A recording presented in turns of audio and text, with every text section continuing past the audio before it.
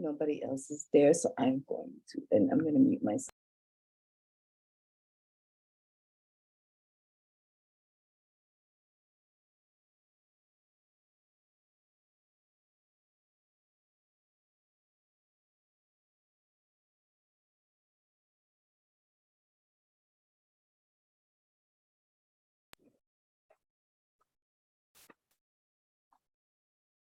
Hi, are you Brendan? You're muted. You'd think I'd realize that after like hundreds and Are hundreds. you of- Brendan? I am, yeah. Can't hear you. You don't have me? Shoot, okay. I'll have to,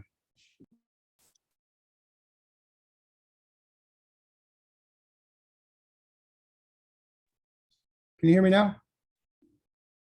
Yes, Brendan. Hi, Susan. Hi, Hi. Florence. It's my Wi-Fi. Shoot, okay. Okay, I couldn't hear anybody before. My voice, my volume was too low. Okay, so Susan, you're gonna be a co-host, right? Right, You and Chanel, and then Eugene will be the host. perfect. So what I was asking you, are you Brendan Fitzgerald? But I see I that am, you yes. are. I I'm am. Florence Arenas. I'm the one that sends you all of that information. Okay, yeah, all good. Thank you. You're welcome. What else is- Well, it's nice to finally meet you. Yes, meet you, right? Nice to Mhm. meet you too. Oh, there's a lot of people.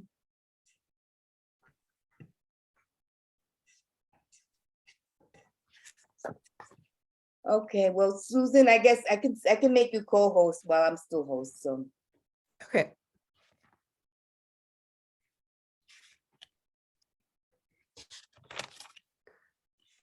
Yeah, Mostafa can't come tonight, so I'm the Yeah, I saw member. the email. And Bo, right? Correct. Hi, Anita.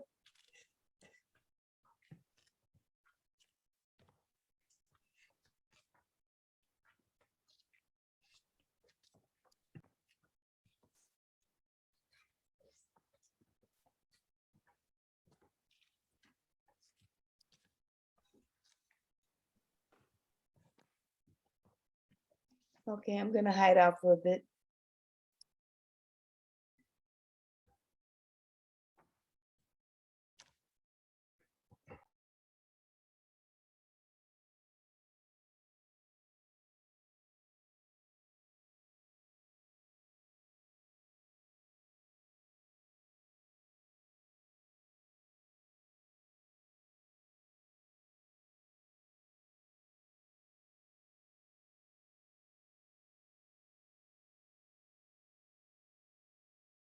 So.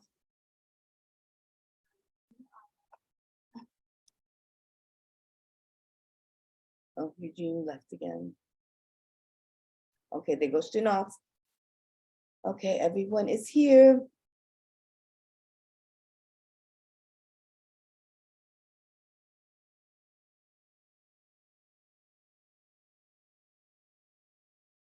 Hi, Eugene. He's muted. So is Chanel. I can't, everybody's muted. It's like. Florence. Hey, Eugene. An order, Eugene, with Hi, the Chanel. Oh, I like the background, Chanel. device. Some people are not waiting for us. I like the background, Chanel. I thought for landmarks, it was kind of nice. It's quite apropos. All right, I'm going to make you a co-host, Chanel, and I'm going to make Eugene the host. Thank you, Florence. Sure, you're welcome.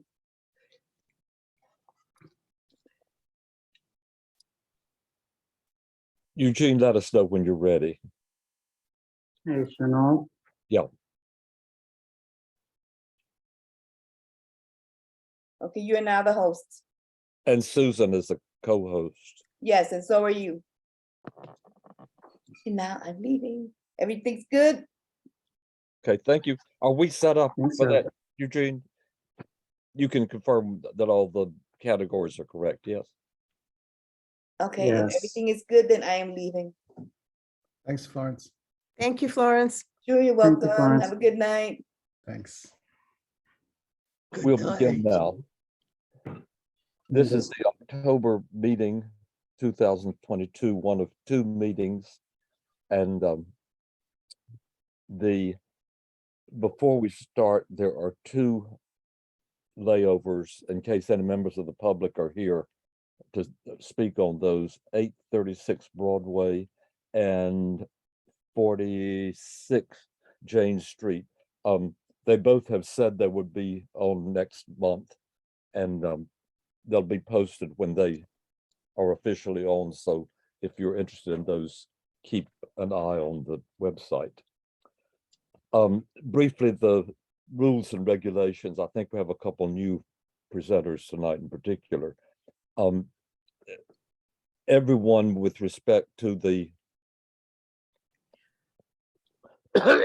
excuse me, with respect to both the applications and the comments and the questions, please confine yourself to the landmarks aspect. That is basically anything that shows in a public thoroughfare and to some extent all around the sides of the building in general. What it does not include is the interiors of the building or the purposes and ancillary activities. If you have a particular need for something other than landmarks and wish to speak out and be in touch, get in touch with the office and they'll direct you to the right part of the community board or the right agency. In using the chat, please reserve it for technical matters. For example, if you are not able to be recognized when you want to speak. Would the applicants please be sure that what is read for the applications is inclusive of what's being presented? I found a couple that had things that were missing and I corrected them. So I'll read, in some cases, the corrected version from what's been published. Also for the presenters, we would like for you to confine your remarks to 15 minutes or less. You can be very brief on the background. Certainly, we know the districts backwards and forwards. So simply saying what part of the community board you're in would be sufficient on that. And giving examples, the closer they are to the building in question, the better. And particularly they should be in the same landmark district, and certainly at last resort within the CB2 district. The order briefly is questions by the committee, questions by board members, guests, the public, and the public is limited to 2 minutes each with its comments and questions. Then afterwards, there's a business session when members of the board who are not on the committee may comment, and then the actual business of the business meeting is to formulate the resolutions. And that will be only by members of the committee, unless there's someone on that they wish to ask a question of. We'll begin now with the first application, 464 Broome Street. The application is to add new lettering to the glass storefront window and install a blade sign. This is one that was incomplete, and would you just verify that's what you plan to speak about? And Eugene, would you put the person in who's supposed to? Yes, Chenault. So I've promoted Parker Hoare. I don't know if I hope I'm pronouncing that name correctly. Parker, is there anyone else in your team that you would like to get promoted? No, that's it. You should be able to share your screen. Okay. Let me see if I can start my presentation. How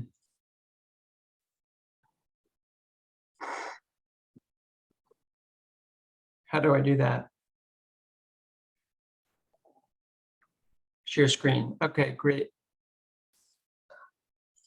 Can everyone see this? Yes. Okay, great. Okay, so I'm the architect presenting for signage application to landmarks for 464 Broome Street. We'll be going over the overview of the history of the building, its landmark status, location within the historic district. I'll show some exterior historic photos, some current photos, and then proposed rendering, and some details and specifications for the signage. So the building is at 464 Broome Street, block 485, and lot 39. It was built in 1860. The current use is converted dwelling apartments above ground floor retail space. That retail space was historic as a loft building for manufacturing and store below. The LPC status is a contributing building to that historic district of the cast iron Soho's district. This is an application for signage lettering to be placed on the storefront glazing, and provided the docket number for reference. There's several relevant applications. So I applied to the staff for this, and they were able to, only at staff level can they approve a version of this. So what's approved is for minor work issued on September 12, 2022 for installing white vinyl applied lettering for the storefront name, which is Parrot Jumpers, at the display window at the westernmost bay, and installing a bracket sign on the existing bracket. This is just for the lettering aspect of the application. The bracket sign has already been approved. Could we come to this with some illustrations of it? The text is not very useful. Okay. And then I just referenced the certificate number for when the existing bracket. It's not that important to us. Please move on. Okay, here's the location. It's in the historic district. Here's the old map. There's no change to lots. I'm including the tax photo. Very blurry, not very useful. Then there's a 1975 photo that I found. My building is here with, you could see the transom windows and a broken storefront, and then this gate in front of it. So you can see a very broken up storefront at that point, and inconsistency throughout the front. This is it as it's today. There's the transom windows remain above, and then the bottom part is turned to a single piece of glazing. You can see that it went from this to this. This is an overview of the building. This is a rendering of the lettering that is approved in vinyl. What's being proposed is metal, and then the blade sign is already approved. This is a drawing just showing the graphics and how big it is. And then it sits on the front and the rear of the building in reverse. So it would be aluminum, matte white, with the color given. And that's it. Have you verified that the blade sign conforms to all the regulations which are considered approved? Yes, the blade sign is a replacement of what was there and has already been approved in a previous application. This is just for the lettering on the window. So the blade sign was done by staff totally, so we're not considered. Right. Okay, then I'm going to remove it from the description that I wrote. Okay. Anyone on the committee have questions? Yes, I have a question. Okay. Your application was updated. We got a message after 6 p.m. Could you tell us what changes were made for that? There was no historical context, and I was told by my staff member to provide historical context. Okay. And may I just note that there appears to be no ADA access, that there are at least 2 steps.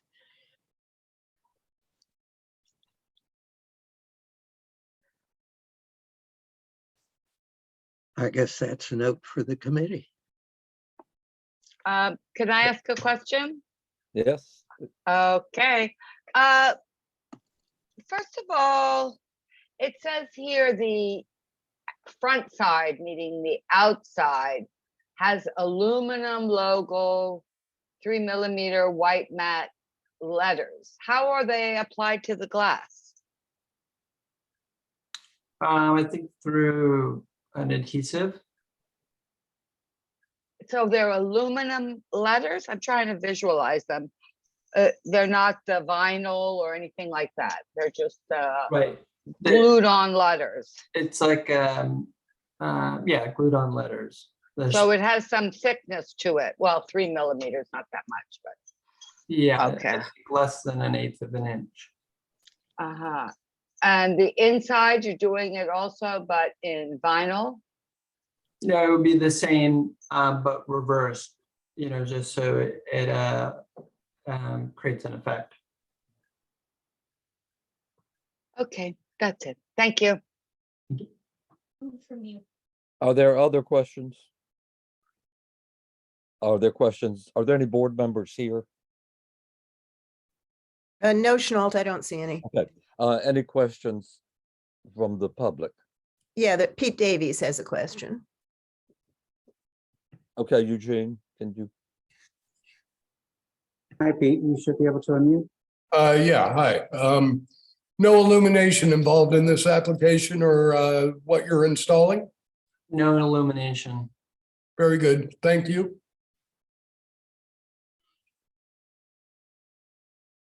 Another member of the public? I just have a really quick question in case nobody else.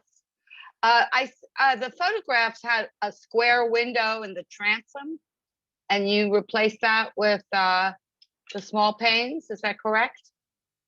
No, no work is being done with the glazing. Oh, okay, but it doesn't, the photograph and the transom look different in the drawing. Oh, from the, oh, I meant, yeah, maybe that's the case. Okay, if there's no change, then we can move on. Yeah, no change. Brendan has a question. Yeah, just quickly, what's the finish on the aluminum? It's a paint, it's painted white, it's matte. Oh, okay. Thank you. Okay, has everyone spoken who wishes to on this? That's it. 580 Broadway, the application is to replace the entry door at the Broadway facade and install a new marquee at the Crosby Street facade. When the person is up and ready. Should I stop? Yes. Okay. Thank you, Parker. You're welcome.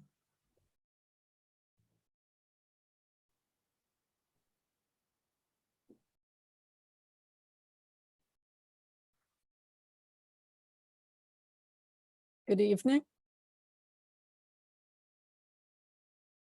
Can you Hello. hear me? Yes. Hello. Okay, Thank you. great. We can hear you. Thank you. I'm Sherida Paulson. I'm here representing the ownership of 580 Broadway to present to you the application for these two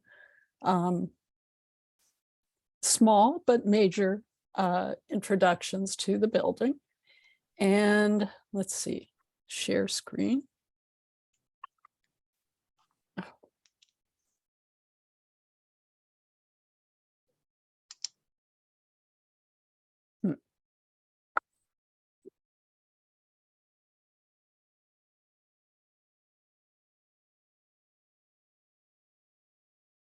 Sorry, this is going to take a moment.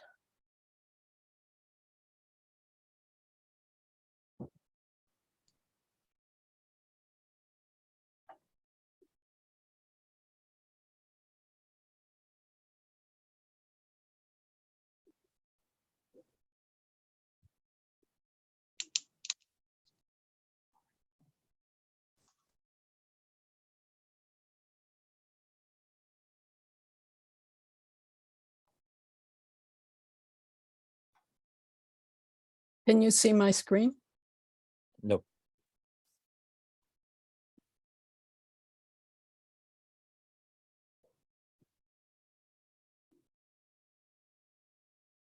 If you need time, we'll move ahead and come back if you need to work on it. The problem is the shifting of the screen because it was there and now it's not. If you want, go ahead Okay, and I'll we'll come back. take the next application and come back. to That's you. fine. The next application is for 23 West 10th Street.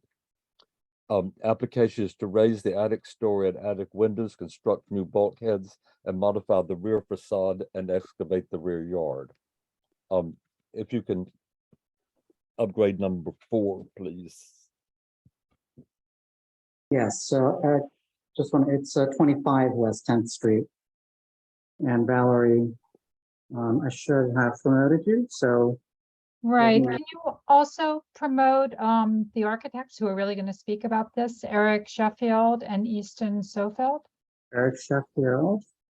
And what was the second name again? Easton Sofeld? Actually, they don't- may be together if you don't see them separately. I don't see him on the list. Oh, maybe he's with Eric. I promoted Eric, so Eric should be rejoining as a panelist. Okay. Hi, Valerie. It's just me. Oh, it's just you. No Easton then. All right. Well, let me see if I can do better at getting my screen to share here. Everybody, for future practice your screen shares. Can you see my screen now? And this is why I always make the architect do it. I know. I'll Yes, screw we it can up. see it. Yes, we're good. Oh, wonderful. Thank you. Well, should I get started? My name is Eric Sheffield. I'm the architect on the project. And we are working on this beautiful townhouse at 25 West 10th Street.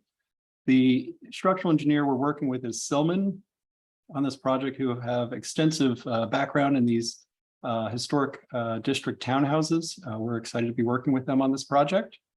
And so obviously it's this beautiful townhouse on this beautiful tree-lined street in West 10th Street. We, of course, are in the Greenwich Village Historic District, and we are in the middle of the block between 5th and 6th Avenues on the north side. A little background here just of the size of the buildings around us. We are a 4-story in basement, and along with the neighboring 2 buildings on either side are 4 stories and basements. We have a 2-story extension plus the basement in the back, and we're actually in line with the neighbor to the east, and the neighbor to the west. Their extension actually goes past our building. Give you a little situating of the building. This, of course, is that lovely 1940s tax photo.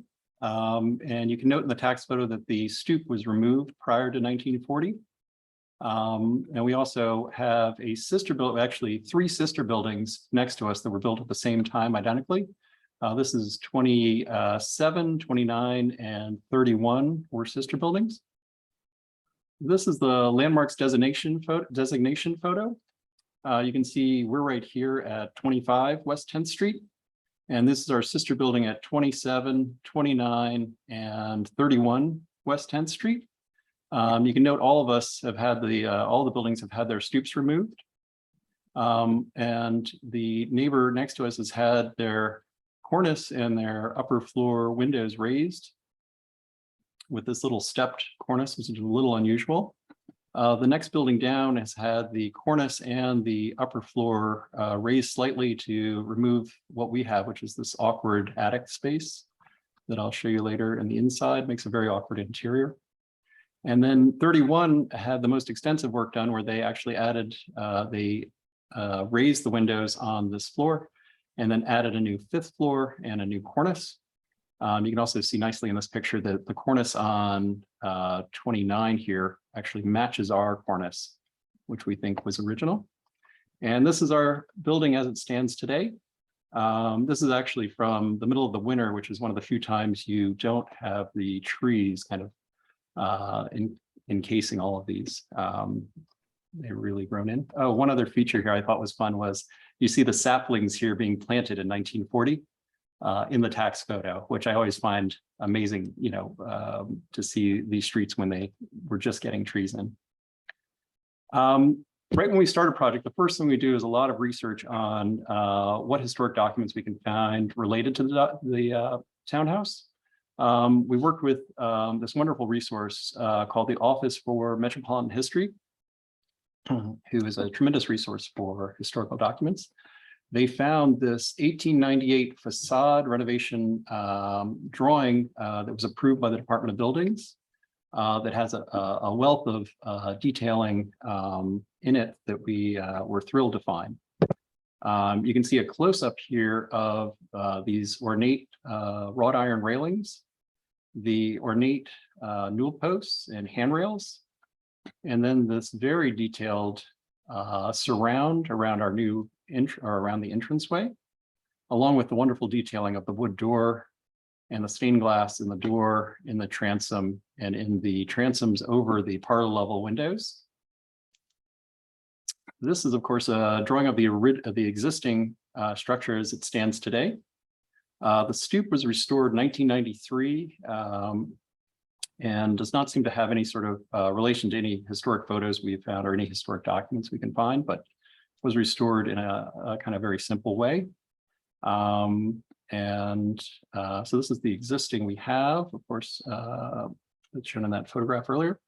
And this is our proposed front facade, restoring this beautiful wrought iron railing, the newel post, the railing up to the door, the new surround, mimicking the detailing from that 1898 filing with the Department of Buildings. Again, the detailing of the door and the proposed stained glass in that window, in the door, in the transom, and in the transoms over the parlor level floor windows. We're also replacing all of the windows as we go up the building with new wood windows, match the existing detailing. The top floor is where we're proposing to change these very awkward spaces here that have been changed on the sister buildings from the kind of half height windows to the full height windows. We would be removing the existing cornice, restoring it, and then reinstalling it at this new level. And then we have the new proposed railing, which will be sit back far enough that it's not visible from the street. You can also see in the distance here, which again is not visible from the street, the stair bulkhead, elevator bulkhead. And you can see these elevated chimneys to get them to code complying 3 feet above everything within 10 feet on both sides. Moving forward here is just a close-up of, again, this wrought iron detailing, the newel posts, the handrails, the surround. You can see the original here just to have them side by side for the visual. Again, in this beautiful drawing here, we blow up the interior stained glass, which is a leaded stained glass. And it shows this diamond and then elongated diamond design for this window. And that's what we were using as the new leaded stained glass for this doorway. Again, you can see the original transom had stained glass in the window. We again look to the same diamond and then extended elongated diamond shape as the inspiration for the proposed stained glass in these 2 windows at the parlor level.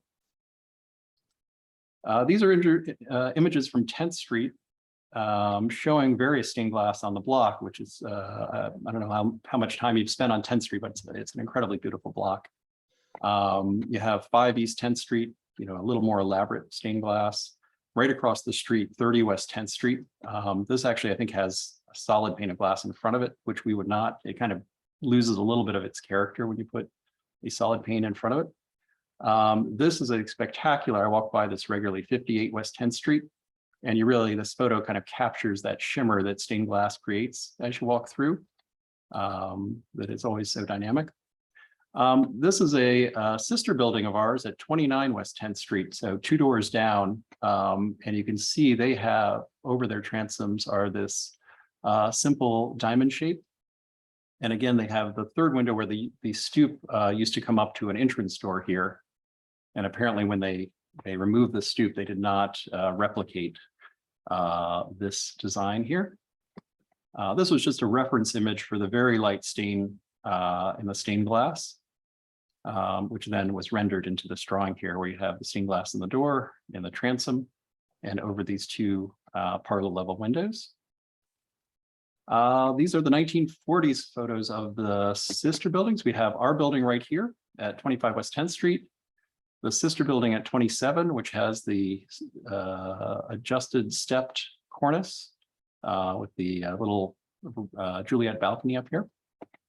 29, which is similar to what we're proposing here of creating the top floor, the 4th floor window to match the 3rd and 2nd floors. You have the cornice, which is identical to our cornice. And so again, we would be matching that because we'd be removing it, repairing it, and reinstalling it. And then you have 31, which was the most altered, where they added they enlarged these 4th floor windows, added the 5th floor, and added the cornice. And of course, next to us is this separate building at 23 West 10th that's a little taller than ours. These are the existing facades. This was early spring, again, before the trees came in. As soon as the trees come in, it's very hard to see any of these upper floors. This is a close-up of the upper work that we're doing again, showing that we're raising the top of this cornice. You can't really read this very clearly, but it's 3'2" is how high we're raising it. Again, with the wrought iron railing that's not visible. These things are not visible from the street. And again, up here, I think the red line denotes the existing 29 roof line, which would be identical to our roof line, which is still well lower than 23. This is a picture of me standing in the space that's just very awkward. I don't know if you've stood in one of these spaces before, but to be there and look down through this window, it's an extremely awkward experience that we are trying to change here. This is a underside photograph of the existing cornice that would be removed, restored, and then reinstalled. These are sections through the top of the building to give you a sense of the existing condition is down here, with the sight line being shown here. This is the 3'2" raise of the cornice and the elongation of the window to match the floors below, the 2nd and 3rd floors below. We're leveling out this roof that right now has a pretty steep pitch to it, both on the back and the front. Again, you can see our elevator bulkhead is not visible from the street. Our stair bulkhead is not visible from the street. A little bit of this fireplace flue is visible from the street. In the back of the building, of course, we are again raising this roof to get rid of this awkward situation we have that's similar to the front, is what's being proposed. This is the mock-up that is up there now. And you can see this line represents the height of the railing that's not visible from the street. This object in the foreground here is the cornice. And then of course, this is the stair bulkhead and the elevator bulkhead. This is what it looks like today as the leaves are still in the trees. We highlighted it in blue just so it gives you a sense of where this would be. It's really hard to see in there. We took another shot here, and again, it's just extraordinarily hard to see until the leaves are completely out of the trees. Can you magnify this picture? What's that? Yes, give me 2 seconds here. Maybe that will help. At least on my monitor, I can't see anything. It is very hard. I don't know if that helps at all. You can see a little tiny bit of it. And just indicate where we see something. Oh, sure. So this blue rectangle represents where the cornice is going to be raised, that 3'2". And you can see the little bit of the orange here of those mock-ups between the trees. And so it's the top. You can see the cornice right here. Mm-hmm. It's just very hard to see most until it's midwinter and all the leaves are out. I don't know if that helps you at all. Okay, can you just again describe what is seen? What you're seeing? This is the raising of the. No, what would be visible? Again, you would see that the windows had gone from half-size windows to full-size windows. No, I'm speaking about what's visible on the roof. In the blue, that would just be the extension of the top of the building. So it would be identical to what's there, just the top floor windows would be extended to be full height windows. And so are you from saying none of the rooftop additions are visible at all? there is a That's what tiny we're bit of concerned the with. fireplace flue that's visible. Just by code, it has to be 3 feet above everything within So 10 it's feet. one chimney that's visible. Yes.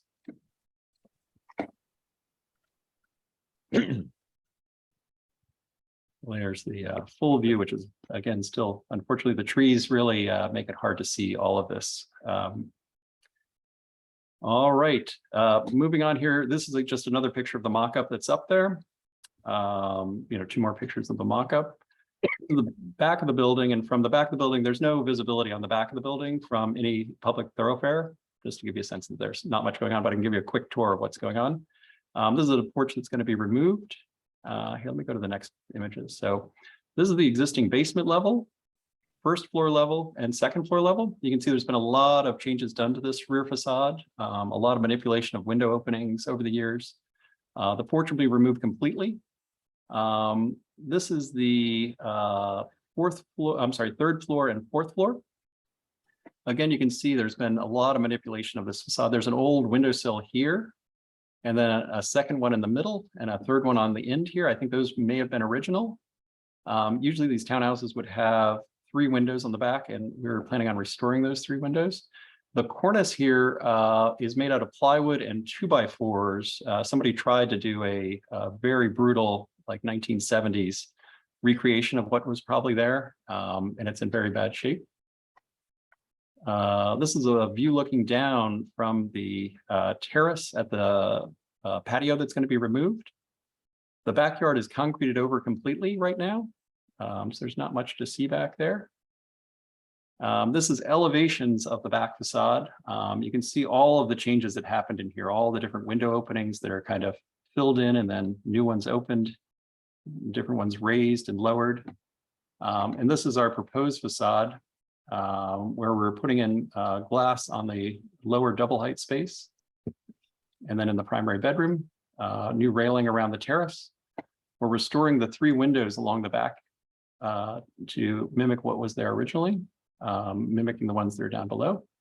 And then trying to recreate a beautiful cornice up here that's not visible from any thoroughfare. And again, you can see the bulkheads up here that are not visible, and the railing. We are raising this up, as you can see here. This is the existing height. We're raising it about, again, 3 feet 2 inches to get rid of that awkward condition right at the edge. And the sister buildings have all been raised already. As you can see, the neighbor here is already well above us on the back of the building. All right, this is just a section through to give you a sense of where the existing, how the existing building looks with its pitched roof. Also note down here, I'm going to talk about in a second, we have a 7'10" ceiling height in the basement level, and then a 6 foot high ceiling height in the cellar level that we were enlarging as part of the proposal. This is the new proposed section through where we already talked about the elevated front, the elevated rear. And then down here, what we're doing is we're proposing a 9 foot ceiling height in the basement by lowering the floor down 1'2", and then lowering the cellar level down to create a 9 foot cellar level. We're also proposing to extend the cellar in under the rear yard to 5 feet from the property line, which landmarks requires. Let's see. Here's a good diagram of the sight line here from across the street, and you just see a little bit of this chimney here when you're looking across. This is a close-up of the existing basement level at that 7'10" height and the cellar level at 6 feet versus the proposed 9 foot high basement level and 9 foot high cellar level. And in the basement extension, we're also proposing a wellness pool for the client. And again, that 5 foot distance off the backyard, which is required by landmarks. And again, this is the cellar level. This is the, these are all the floor plans. So I'll go through them pretty quickly for you because the interiors are being completely renovated and were originally renovated in the 1990s. So there's no historical elements to the interiors. You have the existing cellar that has a small little hallway that leads to a hatch door in the rear yard. This is the proposed extension of the cellar into the backyard, along with the existing cellar. These are photographs of the interior that's We don't require the upper floors apart, the interiors apart from that you're changing is useful, but the upper floors you can skip over. Okay, we're going quickly through them here. Then we've got the roof that we already talked about. This checkered area is just the fireman path. They require a 6-foot fireman path along the roof.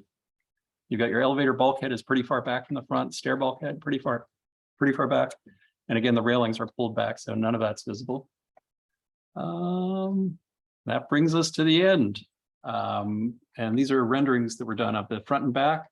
The back of the building, to the degree it'll be reconfigured, the bricks are actually going to be reused for the rear facade. And then again, for these upper 2 levels that set back. This would be brick. The brick here has been painted many times. And so the thought was we would actually repaint it after we restore the brick. And the client was interested in doing that. So thank you for the chance to present to you. If I can just I have add. Oh, sure.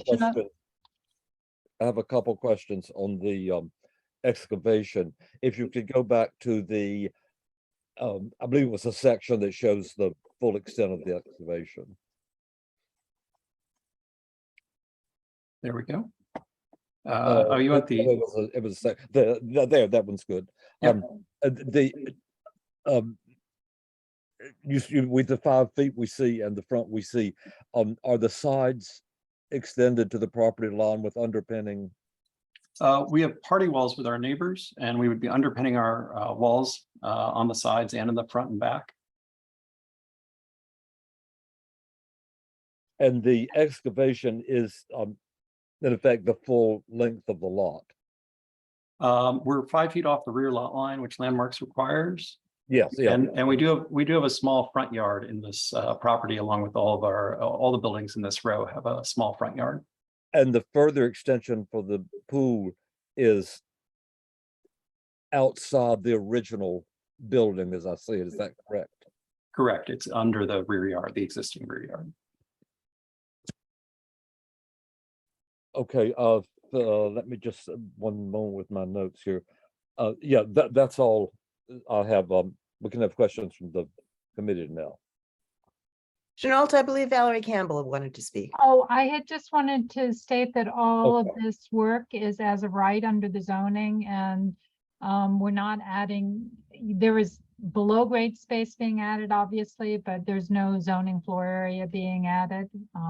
In fact, it's being deducted. So the building is somewhat overbuilt as it currently exists, but that degree of non-compliance is being reduced.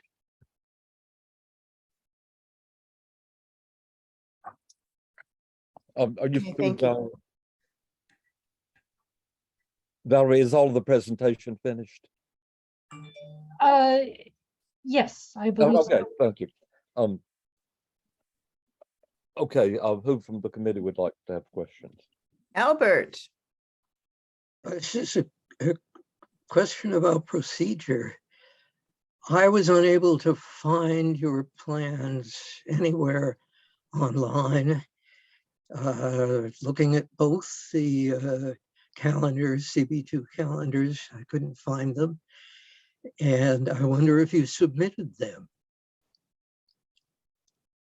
Valerie submitted. We were on the agenda for tonight, and I had submitted a set of plans to Florence at the beginning of the week. As I said, I couldn't find them. Maybe my name was not on the list. The problem is I cannot enlarge the Zoom presentation, and this is a very complicated application.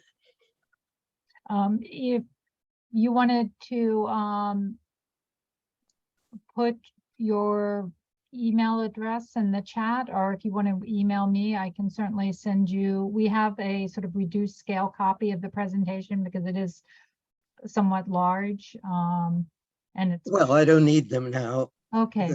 You've didn't get it. you've done your presentation, and I will be very quiet. Okay, are there other questions from the Brian, committee? Brian Pate. Hello, thanks for this excellent presentation, very thorough, and I must say it seems like an elegant solution. When I go by there, I see a bright metal look like railing at the front facade, but I think your explanation says that it's like a mock-up of where the new roof height is going to be, and there won't be a visible railing on that front facade, correct? Yeah, that is just representing that the cornice and the upper part of the building is being raised to match. Let me see if I can go back here. I'm gonna go all the way back here. This is 29 West 10th Street, and we're gonna look identical to 29. And so right now we have these little attic windows here and the same exact cornice as 29. And so what we want to do is enlarge these windows to match the third and second floors, almost identical to 29 here that's previously done this. This was done prior to 1940 tax photo. These are buildings were all done many years ago with these various changes, all reacting to that space up there that was very, unpleasant to be in. So it seems like everyone kind of came to the same conclusion over the years and just had different versions of what they did with it.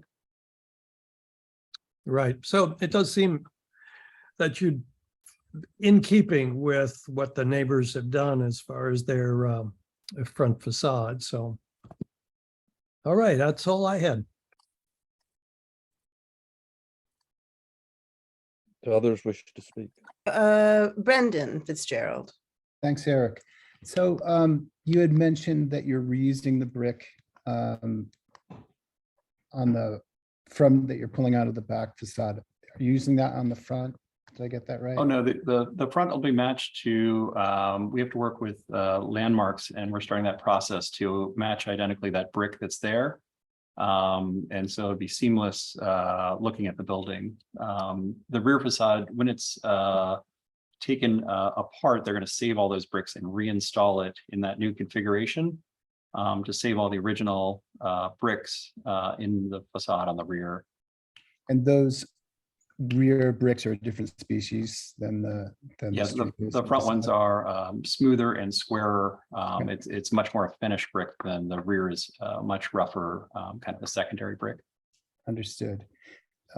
The windows, are they existing casement windows now? And if so, are they going to be replaced with casement windows? The existing first floor are casement windows. It's a little hard to see here. The upper floors are 6/6 double hung windows, and they would be replaced in kind. Mm-hmm. And again, the existing, let's see if we can go back to the originals here. Yeah, so you can see these are original here. And there would just be a transom above the top here. These would be replaced in kind to match what's here. And there's just a transom going in on the tops of each one of these. Okay, thanks. I always ask questions about the windows, and who's making the windows for you? Is it a manufacturer or custom? We're working out the details right now. There's several, we're doing several townhouses right now. And there's one company called Architectural Components that does beautiful weighted double hung windows that we've used in the past that I think we're going to end up with here. There's another company called LePage, which also makes beautiful windows, but I don't know if they make true weighted windows. I think the client was really interested in doing windows that match the originals for the double hungs, but they would be all wood, matching the details of the current windows. Cool, thank you. Other questions from the committee? There don't appear to be any, Chenault. And There's one public member. One more thing I need for the notes, please. The depth of the rear extension. If you know. It's the current depth, because we're not extending it at all. We're Oh, staying. you're using the same one. Yeah, we're and not meaning extending that- the rear of the building at all. We're right where we start.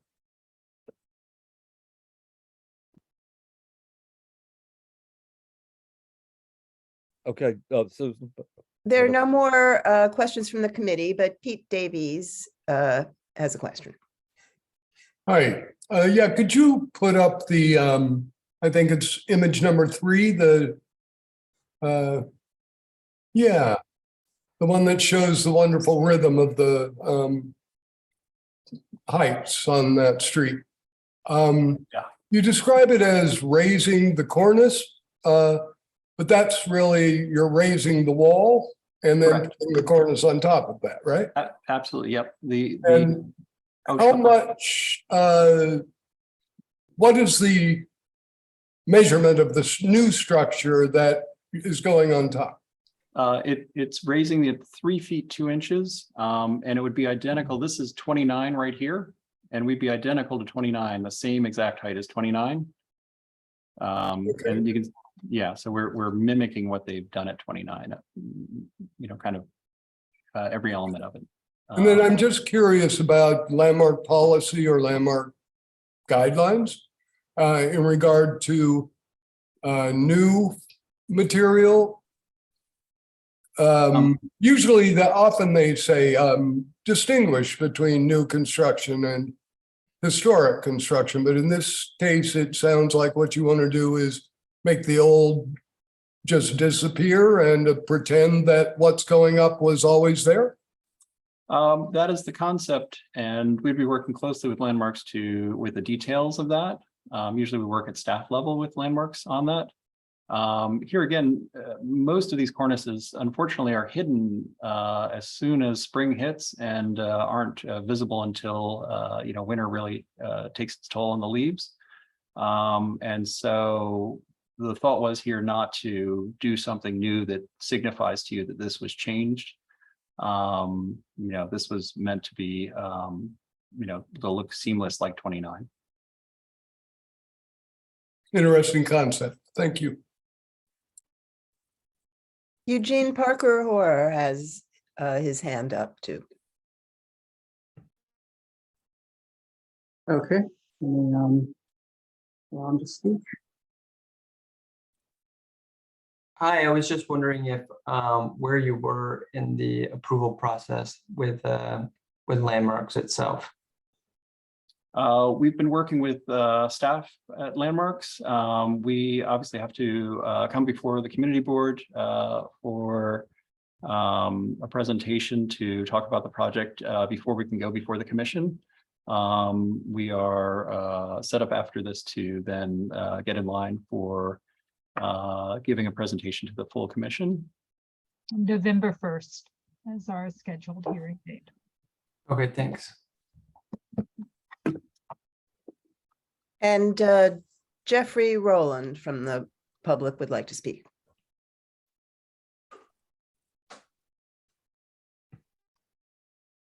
You could hear me? Am Yeah. I on? You're on. Yes, we can hear you. Thank you. Could you, if you go to the section through the whole building, so that we can talk about the basement Sure. and the excavation into the rear, and then you could explain to me how you will minimize or even protect the foundations of the adjacent building, because it seems you're going quite deep, and you're going quite deep into an area that has not been dug.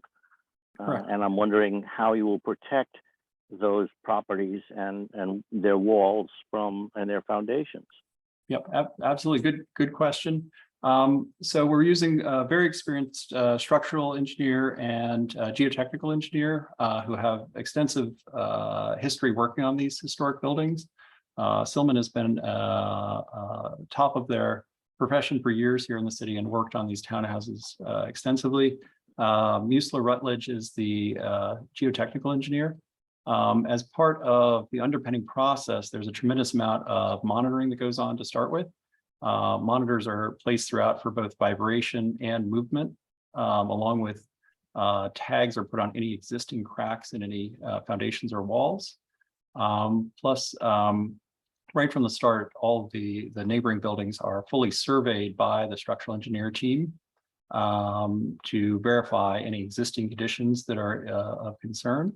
And then throughout the process, these are set up on, I know the vibration monitors are set up on a Wi-Fi, equivalent of a Wi-Fi, I think it's a cellular system, for immediate notifications to a variety of people if there's any point of excessive vibration, which is a very reduced level in a landmark district, along with the surveying, which is done extensively throughout the project to measure if there's any movement in any of these buildings.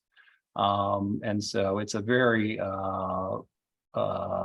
tried process of how to monitor these buildings. Can I ask, is there an east-west section through that area where the pool is so that I could see the relative depth of the adjacent foundations and understand how you'll be doing?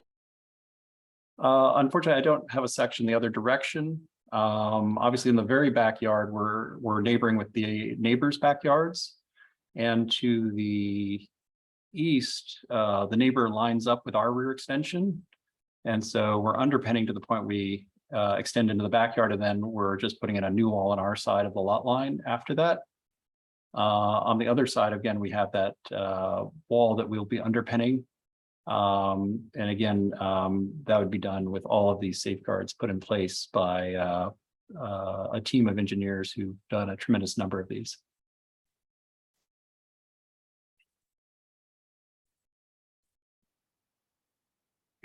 Thank you, Eric. Chanel, that's it. Nobody else wants to. Okay, I'd like to add about the. I wanted to ask question one of the other follow-up. buildings. Could I just, I was muted. I was trying to ask the relative depths of the foundations on the adjacent buildings versus the depth of the pool area in depth.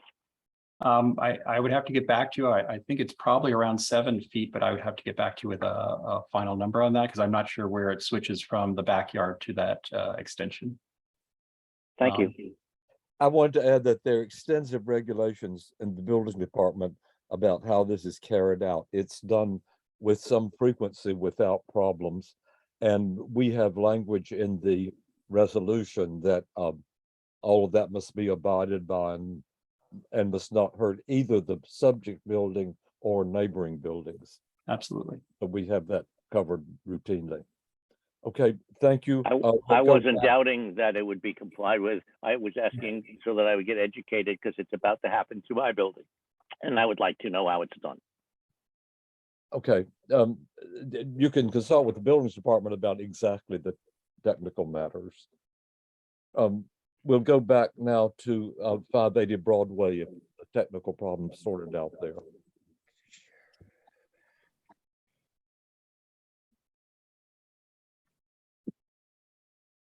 I think you can take down your screen share on the prior one. Thank you. Thank you, Eric. Thank you, Valerie. Thank you.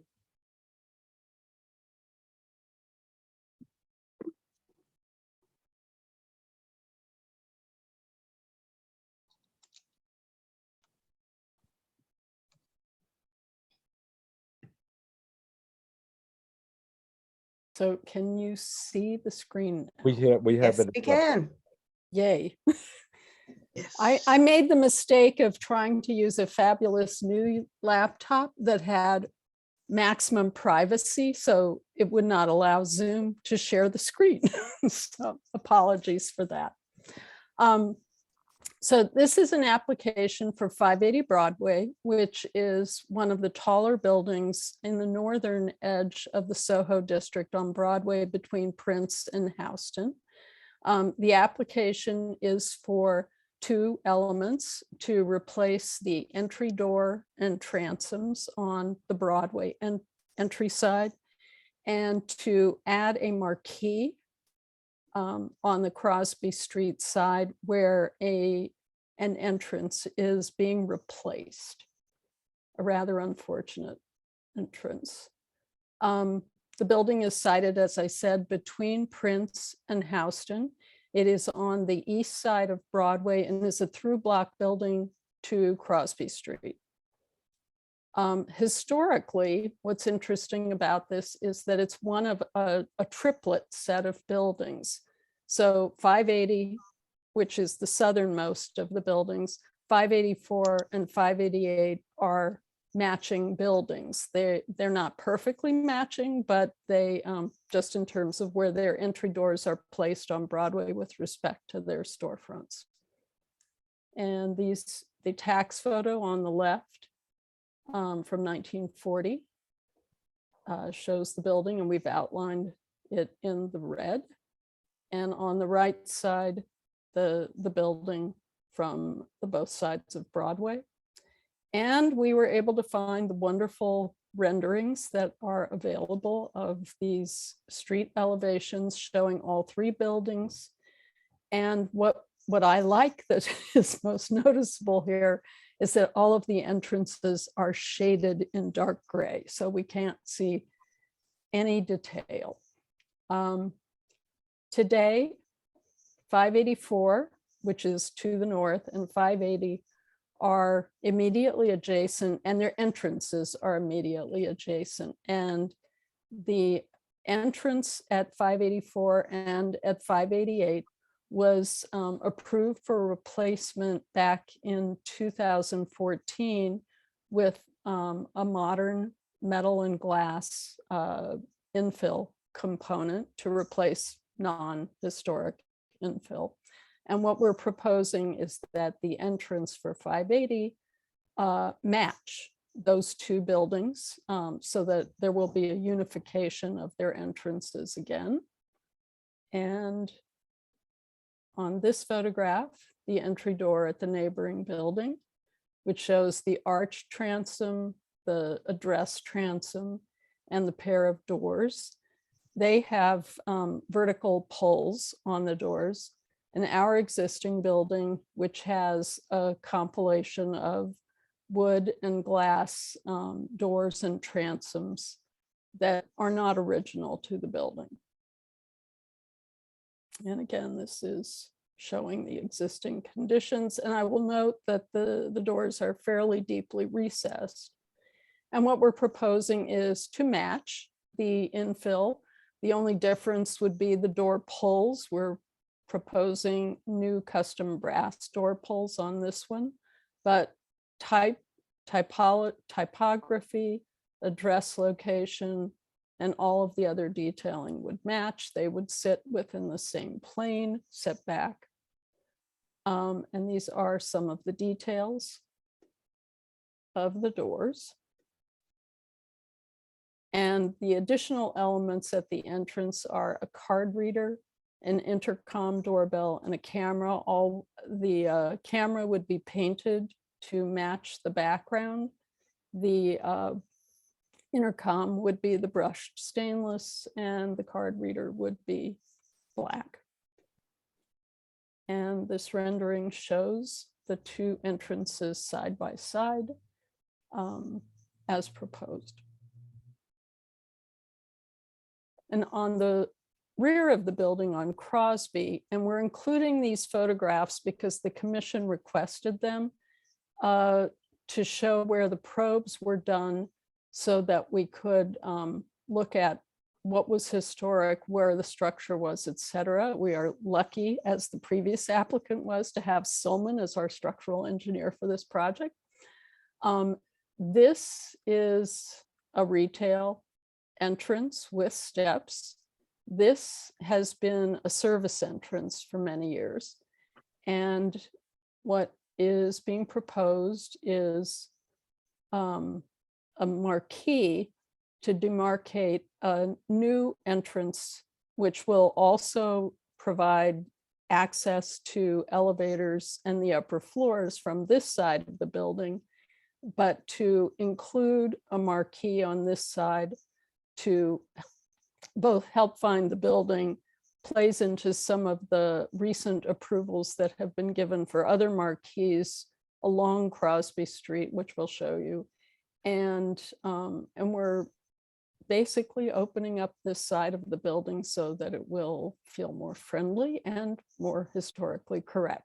And to Albert's question about ADA accessibility, which isn't part of this application, but you'll note that this is an at-grade entrance, whereas the retail is up above. This at-grade entrance provides access to a ramp, which provides additional access to the retail.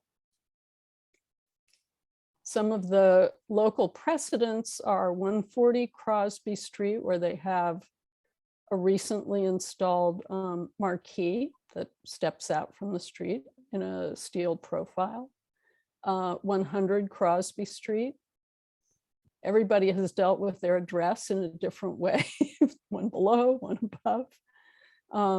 And the Crosby Street Hotel, which has a grander entrance for the hotel. The Mercer Hotel, which is an older approval, which used the more sloped model. 130 Mercer, and the MoMA Design Store is one of the ones that has it sloping back toward the building. The key components of all of these are that they're a simple frame that are tied back to the building with simple struts, that there's a simple connection point. Some of them incorporate lighting, not all of them. We are proposing to add lighting here. So the details of this are that it is a 9-inch steel profiled frame. It's an additional 2 inches up to the glass, which sits atop the steel, provides light. Below the glass, there are struts, so that this is broken up into 4 panels, and there is lighting attached to the struts.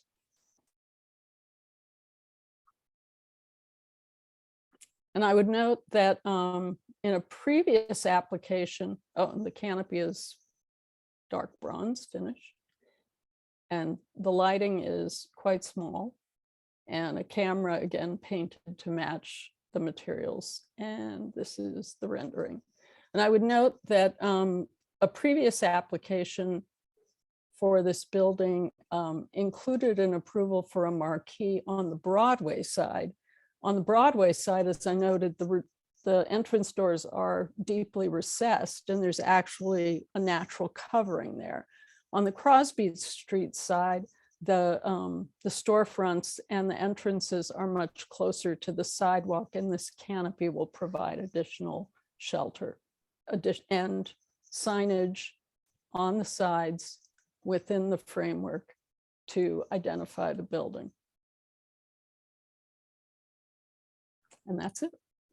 Okay, thank you. I have questions.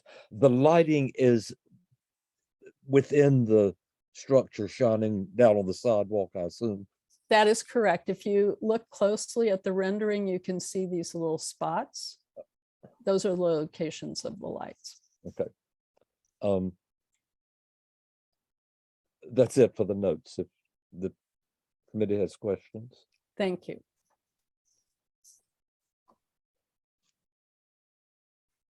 Alice. Thank you. And Albert has a question. Hi there, Sheridan. Nice to see Hello, you. Albert. It's great to see you. And of course, I'm a lot older, so I'm concerned with ADA, and thank you for referring to that. Chanel just asked about the lighting, and that is what my question is about. How many instruments are there under that marquee? I believe it says at some point that there are 15 spotlights.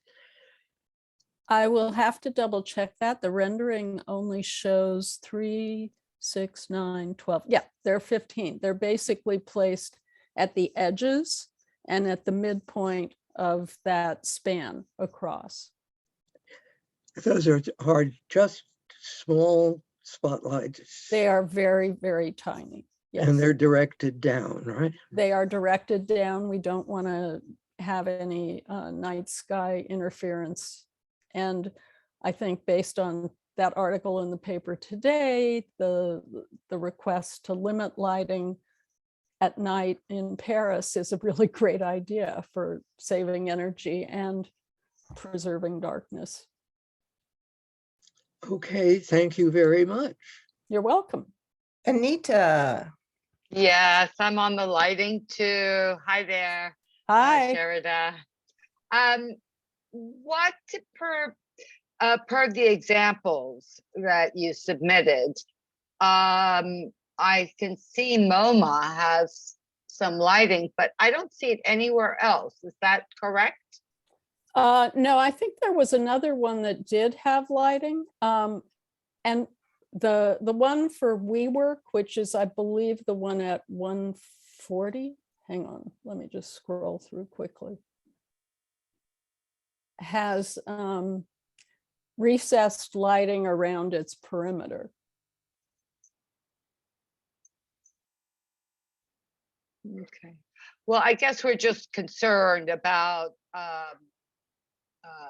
adding a lot of lighting to our facades. I totally sympathize with that. And the real issue here is that we're not lighting the facades.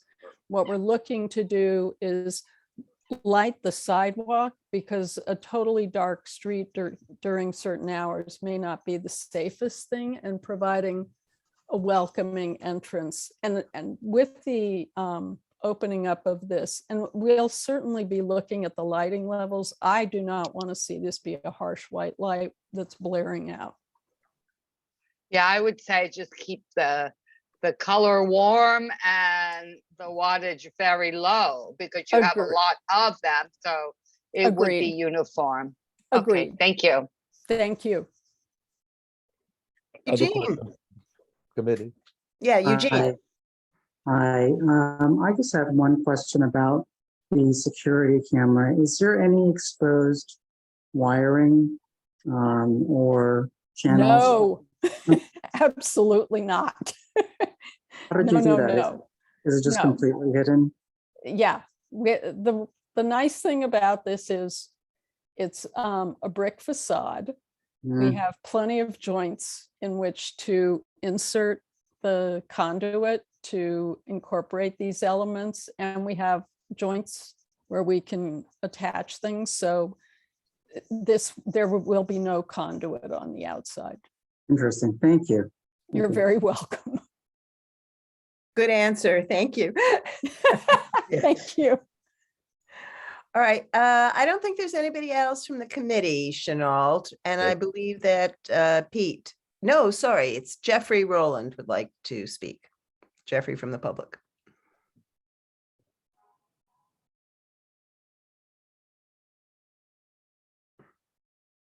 You can hear me now.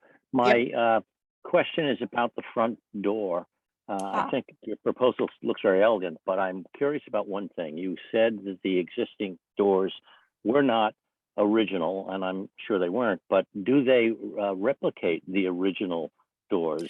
We don't. Because I can't tell from the photos. We do not know. What we believe is that the doors that were shown in one of the historic photographs were actually almost like bay window doors, because it was very common at that time to provide a sort of outie entrance within the framing of the opening.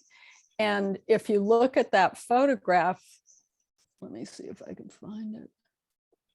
Yeah, if you look at the photographs, you'll see that our entrance here, the entrance next door, and the third building's entrance here all have this sort of shaded area, which something indicates that protrudes, right? Something that protrudes. And that is not something that most would want to do today for many reasons. Sure. And because we've already got the template set by the previous landmarks approval, we're perfectly happy to conform with that. Well, given that you've come up with such an elegant matching solution to next door, why are you not matching the handles? Why are you having different kind of handles? Well, everybody wants a little individuality. The handles were such a small, they're like earrings for the building, but tiny earrings. Thank you. Thank you. Appreciate the time. Thank you. All right, Pete. Pete Davies. Where is Pete?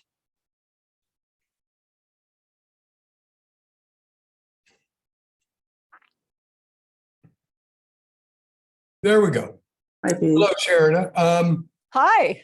Just curious, you show that the storefront on Crosby is under a separate application. Has that already been approved?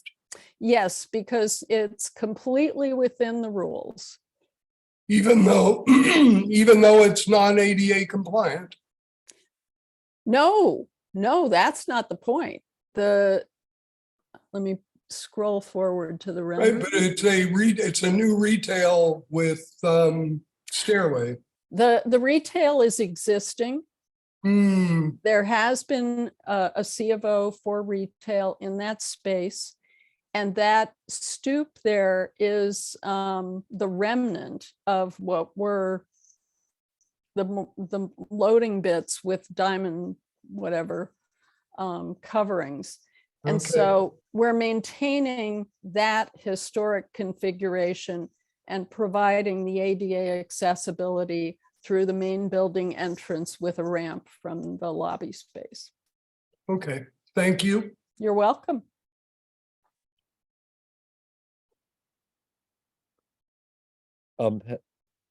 Does anyone else wish to? Yeah, Brendan. Yeah, I have a question. Fitzgerald.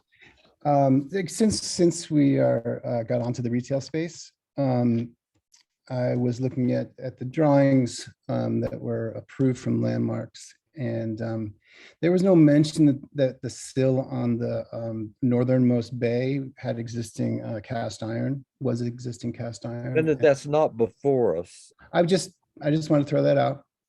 That's all. No, all of the existing and historic cast iron is being preserved and restored.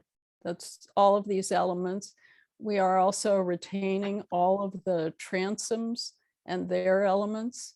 We are maintaining the multi-light transoms on our building, which were lost on the adjacent building. And we're maintaining all of the configurations up above, the profiles, etc. So, and we're keeping all the wood windows. Okay, that is nice that those are staying, but there is a cast iron sill on the north bulkhead. It's being retained as far as. No, it's not. But anyways, that's not what we're talking we about right really now. can't have an extended conversation about. Okay, No. sorry. Thank you. Thank you. Okay, thank you. We'll move on. Okay, there are no other questions, Chanel. Okay, thank you. We'll move Thank you, on. Sherida. Thank you, guys. It's nice to see everybody. Goodbye. Bye-bye. Sure. I'm gone, don't worry. 232 West 10th Street. The application is to demolish an existing rear yard extension and construct a new rear facade and new rooftop bulkhead. So Chanel, I have, for 232 West 10th, I'm looking for a Joseph Vance. Okay, would everyone please ensure that your hands are down and whoever's representing West 10th Street, 232 West 10th, raise your hand so that Gene can identify who it is. Okay, I think I see one. Mark, what's he up to?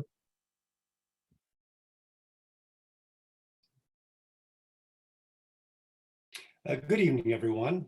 My name is Joe Vance from Joseph Vance Architects, and I'm presenting this project. So it is rather complicated. Did you hear what I read, and is it accurate? Yes, let me just change somehow. This is my staff.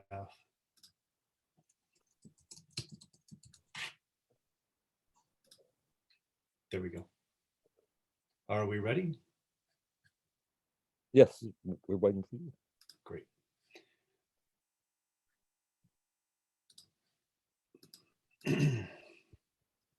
Okay, this project is 232 West 10th Street between Bleecker and Hudson.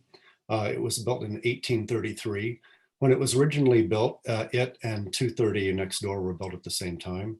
There was a two-story stable at the rear of the property, accessible through the horse walk that you see in the center image between us and the next house over.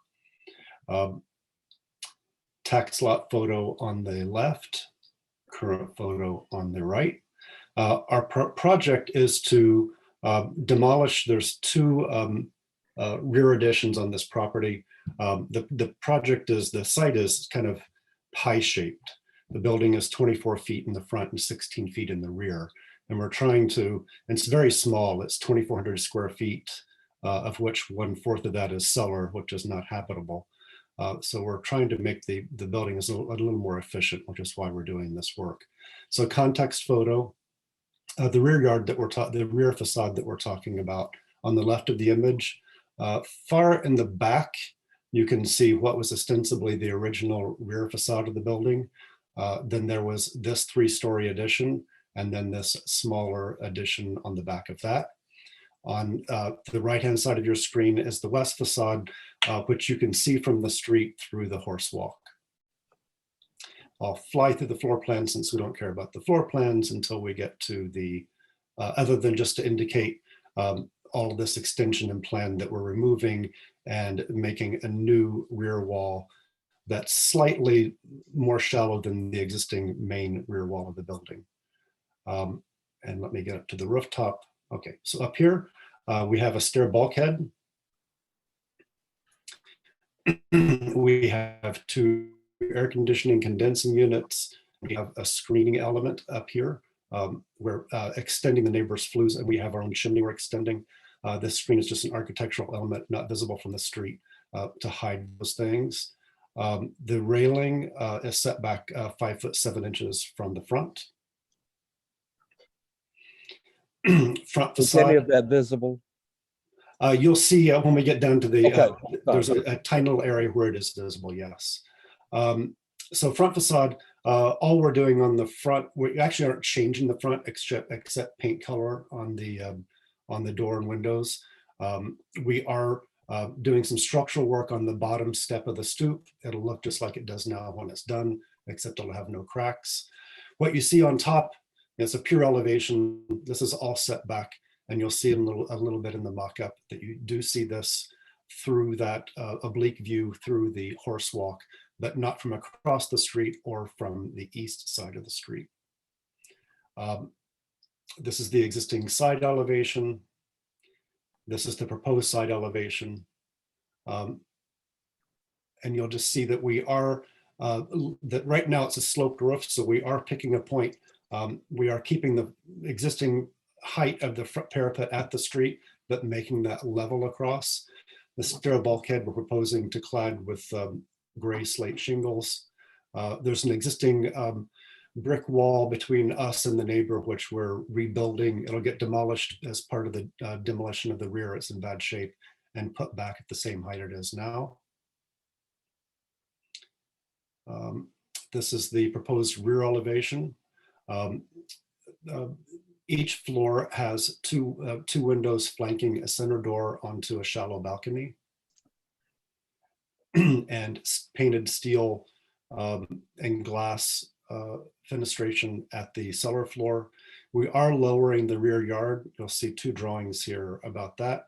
We're lowering the cellar 12 inches, so we're correspondingly lowering the yard that 12 inches. A section to the building, existing photo and a rendering. So you can see, because of the horse walk, the 5-foot gap between the 2 buildings, you will see the side of the bulkhead, and you will see a little bit of that railing there on the side. Going further down here, again, existing on the left, rendering on the right, red brick. We're doing cast stone lintels over the openings. These are 2/2 painted wood windows. We're corbelling the brick out at the top. This is not visible. This portion isn't visible. We just did this for context. This is from the rear of the yard, looking at the stair bulkhead, the privacy screen, and all the neighbors' bulkheads and appurtenances on top. So now this is the important one to look at. On the left, if you look at the context photo on the left, you'll see whoa, I shouldn't do that. This yellow triangle over here This is the area where this is visible from. So in front of 239 and 237, a little bit of 233, you'll see where I'm standing now. You'll see the orange netting of the bulkhead and of the front railing. So this again is that same photograph on the left of the actual mock-up, and on the right, the rendering that corresponds to that. So you can see under my mouse here, the bulkhead, and right here, you see a little bit of railing. This is a photograph of the mock-up on top. Under the stoop, we are putting in a new door. It'll be, because we're lowering the level, the door gets taller, and we're making it a simple single recessed panel instead of the multi-panel. And then this is the situation with the yard. So in your lower right, the yard right now is at the cellar level, where we're going 1 foot down there, but we're leveling the entire rear yard to be that same level. We're not doing, we're not extending the cellar back. We're not increasing the size of the building. These are just details of the balconies and the railings and the railing on top at the parapet. And then window profile details and finishes.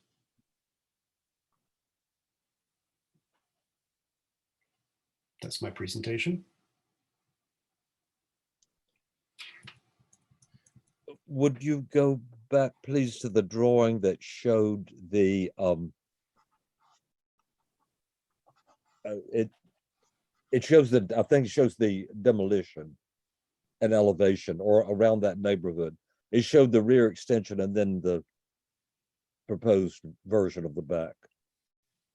A floor plan? No, it was a red. There it is, elevation. Okay. The on the right side. Excuse me. The right side that we see is all the original rear wall redone, right? The original wall gets totally demolished. Well, I mean, the replacement of the original wall opposite any extension. Correct.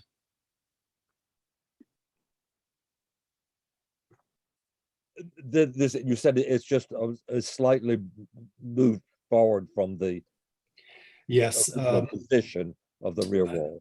Sorry, my apologies. I've got a better, my thing is late. I got a better image here. Somewhere it shows exactly. The point is the increase. It is extended. Like between. It is, so this gray portion is we're slightly thicker than the existing rear wall. Right, okay.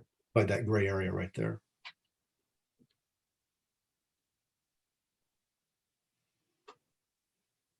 I have a question or a request. Would you mind zooming in on the rendered mock-up from the front?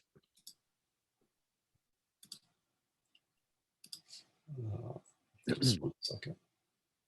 Yes, here we go.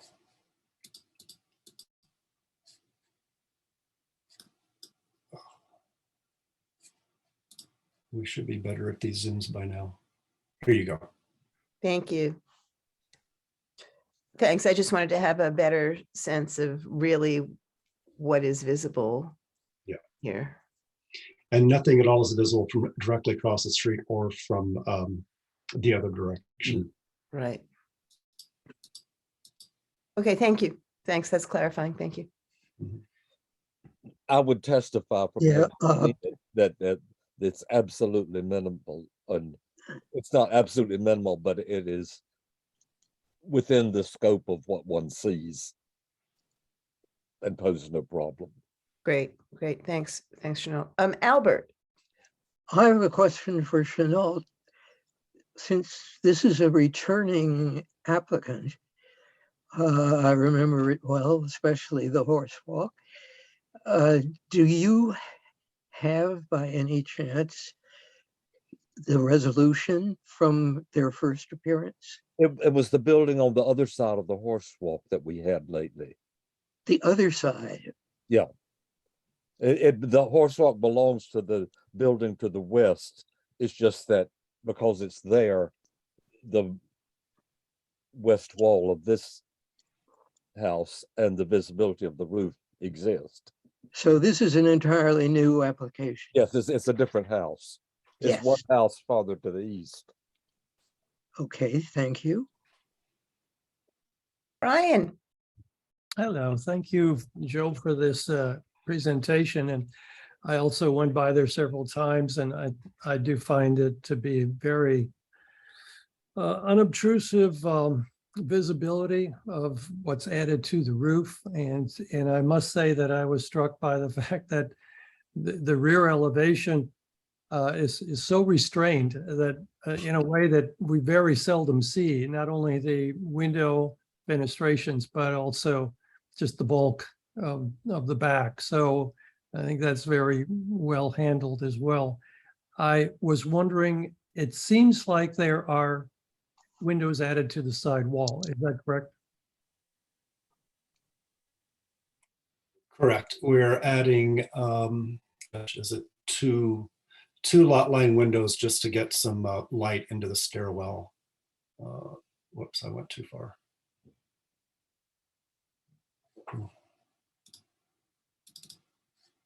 Yes, these two.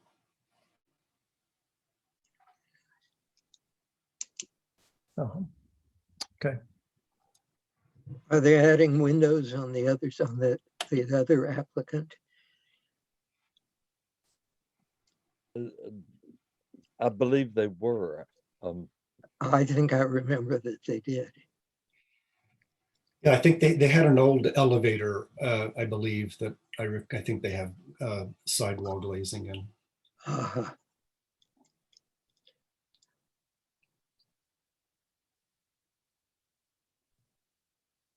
okay, there are no more questions from the committee. And Jeffrey Rowland would like to speak from the public.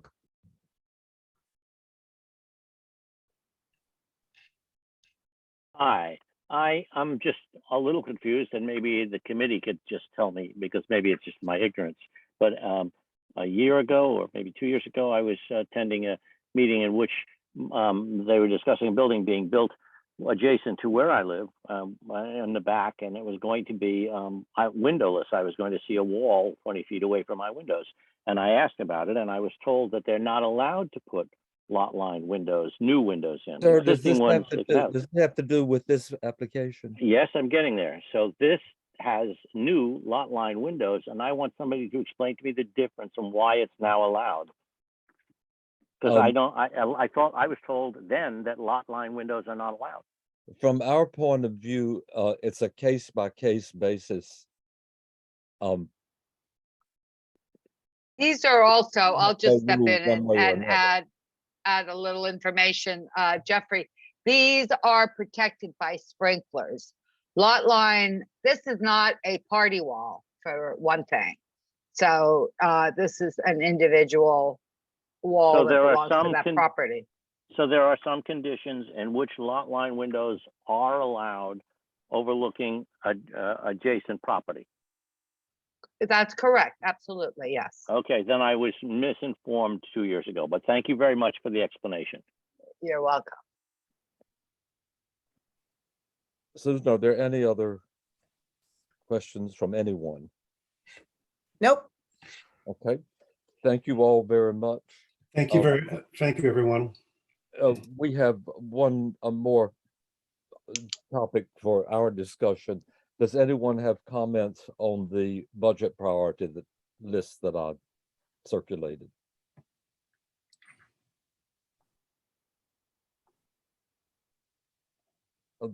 Okay, what we'll do is in the business session, we'll approve it then. We want to give an opportunity in the public hearing just to discuss it if anyone needed to. Shall we move on to the resolutions? hearing no objection, 464 Broome Street, the lettering. Is there any dissatisfaction with it by anyone? I don't have a problem with that. Okay, no one objects. We'll approve it as submitted. The replacing the entrance doors on Broadway and the Crosby Street. More considerable change of the awning marquee, the marquee, because it doesn't extend to the street. I think How the is only the- concern with the marquee is the treatment of the artificial lighting. I have notes about it, what we said about it's being soft and unobtrusive. Yeah, I There's think so that was many. the thing that we all just kind of gravitated towards, was the fear of that lighting. So I'm sure you'll word It's that very well. possible that, in fact, it's likely that the reason there's so many is that it's better controlled rather than one or two that spread more. So in fact, it will be less obtrusive with the many fixtures than it would have been with one or two that covered more area. It's Well, part it's of the more phys- uniform, but it's it's part just of the that it's physics of light. the level needs to be low. That's all. Could I take 1 minute to Yep. pay homage to Sherida Paulson, who Yeah. was an excellent, excellent chair of the Landmarks Commission around the turn of the century, when I was representing community board downtown. Okay, thank you. We have her from time to time with always a thorough presentation and clear. Yeah. There's the layover is next, and then 25 West 10th Street. I do have a comment about 580. What? Yes. Yeah, so the Crosby Street side, I just have not found any historical evidence of these marquees, and I wish in Soho. And can you hear me? Yeah, I just the last part was garbled. What you Okay, said. sorry. Historical evidence of these metal awnings, marquees in Soho. I just haven't found any evidence that they existed. I'd love to have some of that evidence. Soho was mostly fabric awnings. Tribeca, of course, we know was certainly had tons of metal awnings or marquees, if we want to call them that. We're talking about different industries. And also, yeah, I guess that's my point, is that, we have all these precedents now, but if we just keep, relying on precedent, then eventually there's not going to be anything left. So so I'm going to Did you reach object to the marquee, yeah, and the fact that it's glass also, just on the ahistorical nature of it. Okay, so you vote against the resolution that approves it.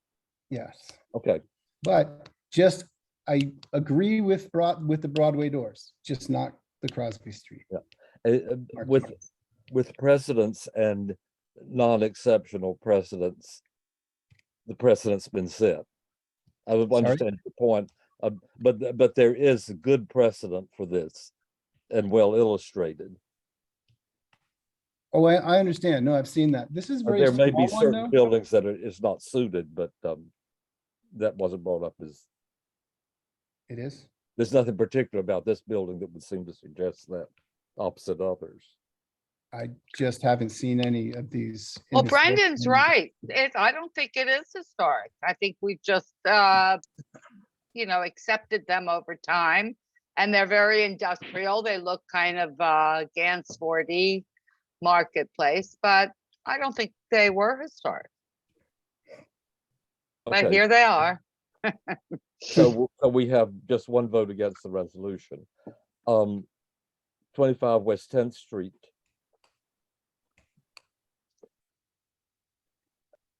Which The one is notable that? things are the raising to match the neighbor. Oh, the windows, the enlarged windows at the roof. raising the facade and to accommodate the larger windows. there's precedent for that everywhere through the district, through the Yeah. neighborhood, and indeed through the neighboring building that matches. The front of the fact that they found that intricate drawing of the original door seems to be will make it a place to stop and look at. Anything else about the front? Not for me. And no one objected to the windows. They're more or less in line with what we routinely recommend approval of in the lower floor. And they've Next door. kept the top with a historic look, if not the actual historic configuration at the top level as well. The excavation did not seem, from my notes, to be out of what we commonly see. Lot line wall to lot line wall, the required distance from the back of the property and the front of the building.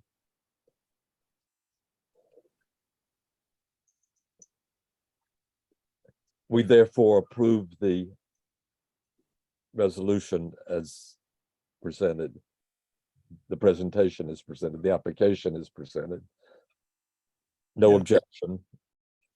Agree. I have no objection. The West 10th, 232 West 10th Street, the one we just saw. I knew both this building and the one next door, so it seems to be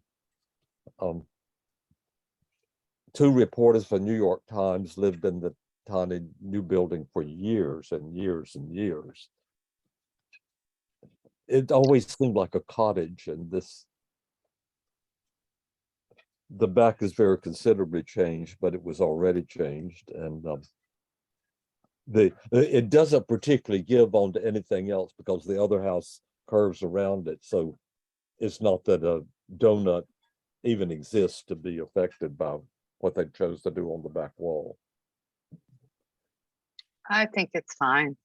I think And did a nice presentation.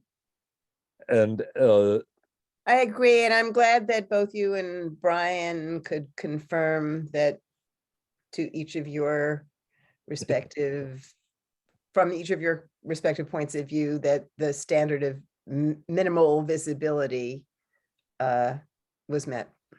we'll take this side of 7th Avenue if you'll take the other side. Immediate neighbors can comment then. The budget priorities are, as we've discussed before, we've gotten some pushback from the commission always that they're fine and they have plenty of people and plenty of money, and then the situation doesn't improve. So I'll try to somehow, we have with the prior commission chairs, we've arranged meetings from time to time, and perhaps it's time for this. Maybe Susan and I could go and just talk to her about our work and their work and things that we're dissatisfied. And 2 chairs ago, I spoke about the offending blue gates and fences on a building on 10th Street, nearly to the corner of Hudson, and they're still there. They've been in violation longer than most people have been noticing violations. And Sarah said they'd had a great deal from time to time about them.